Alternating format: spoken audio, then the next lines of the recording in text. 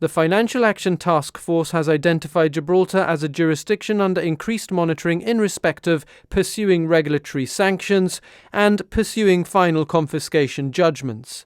The Law Council told GBC it would like to acknowledge the very significant efforts from all stakeholders, but in particular those of the Legal Services Regulatory Authority, in the work which it has undertaken during a period of transition of the regulation of this sector to this newly constituted body. For its part, the Betting and Gaming Association says it was surprised by the watchdog's decision. It admits to being concerned about the potential impact the grey listing could have on its members' banking relationships, but it believes the industry is very resilient and will deal with the challenge. Well, from the industry point of view, as operators, we are under regulatory scrutiny all the time. So what we've seen is that we were working with the Gambling Commissioner. He's been doing his job. He's been coming and doing the reviews of our members, and where issues were found, there's been action taken. So, as far as we're concerned, we're doing everything that's been requested of us, and the decisions that are then made, we are not within our control in reality. Because a lot of money flows through, we have very extensive forms of internal regulation as required by not just the Gibraltar regulation, but the global regulation, especially when it comes to anti-money laundering and counter-terrorism financing. So we have stringent controls in from know your customer to verification, all the way through to CDD and EDD, which is a much deeper look at each customer. So with when we are doing the enhanced due diligence and customer due diligence, we're looking at far more than a normal transaction would look at. Because we're gaming and gambling and because we're heavily regulated, we need to know more about our customers. So from the first minute you register, we know a lot more about you than most other industries do, which is a very positive, and that is why we're able to say we've got stringent controls in place, and we understand it. And of course this also would then be a matter for the regulator, who comes in and checks that we're doing it, and he's doing his job, we're doing our job, so that's where the surprise probably came from.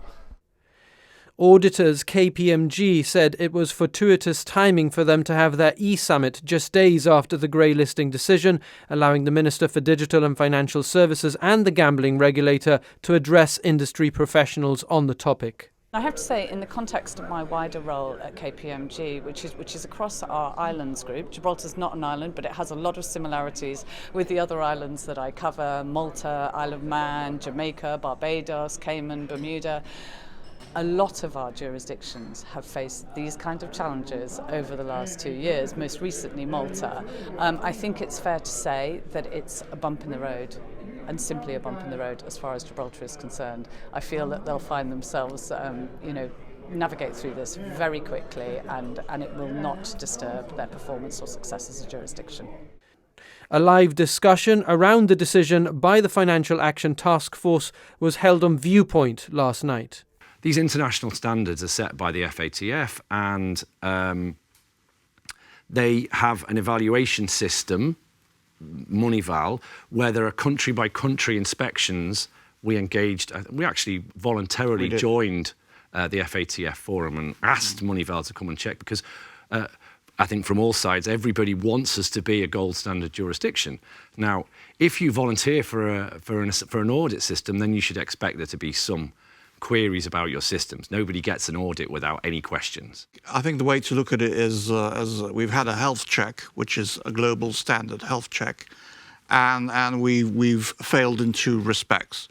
But it's not terminal. I mean, this is something that can be fixed, and no doubt will be fixed. So we have 12 months to put it right.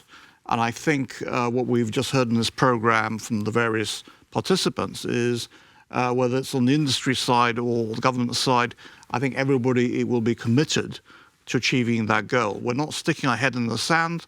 We are going to look at this square in the eyes and do what's necessary.